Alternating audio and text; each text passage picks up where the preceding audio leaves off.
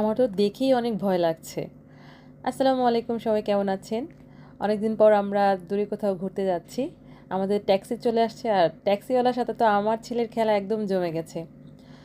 আমার বাবু হওয়ার পর আসলে আমরা দূরে কোথাও ঘুরতে যাই না, তার কারণ হচ্ছে দূরে কোথাও গেলে বাবুর খাবারের প্রবলেম হয়ে যায়। অনেক দিন যাবৎ দূরে কোথাও ঘুরতে না যাওয়ার কারণে অনেক বোরিং হয়ে গেছি, তাই ভাবলাম একটু রিফ্রেশমেন্টের দরকার।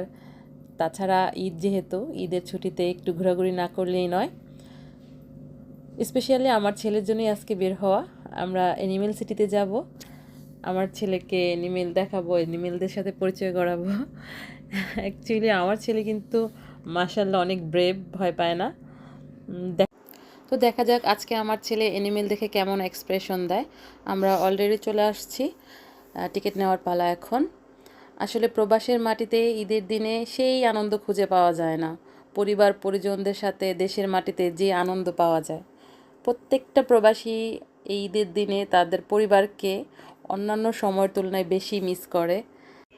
আমিও আজকে আমার বাবা মা ভাই বোন সবাইকে অনেক বেশি মিস করছি। তারপরও আলহামদুলিল্লাহ, হয়তো আজকে ঘুরতে বের হয়েছি। অনেক প্রবাসী ভাই বোনেরা আছে আজকে কর্মস্থলে আছেন, তাদের কোনো বন্ধ নেই। আসলে প্রবাস লাইফটাই অনেক কষ্টের। যাই হোক, এসব কথা মনে করে আর মন খারাপ করতে চাই না। ঘুরতে এসেছি, একটু এনজয় করতে চাই। এখানে একজন বানর নিয়ে ছবি তুলছে, তো এটা দেখার পর আমার হাজব্যান্ড বলছিল আমাকে ট্রাই করার জন্য, বাট এটা আমার পক্ষে কখনোই সম্ভব না, আমি অনেক বেশি ভয় পাই। এই জায়গাটার নাম হচ্ছে অ্যানিমেল সিটি।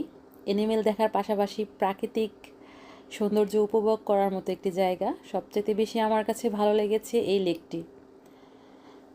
তো যারা যারা এতক্ষণ আমার ভিডিওটি দেখেছেন, আপনাদেরকে অনেক অনেক ধন্যবাদ। আপনারা আমার পেজে লাইক কমেন্ট শেয়ার দিয়ে সাথে থাকবেন।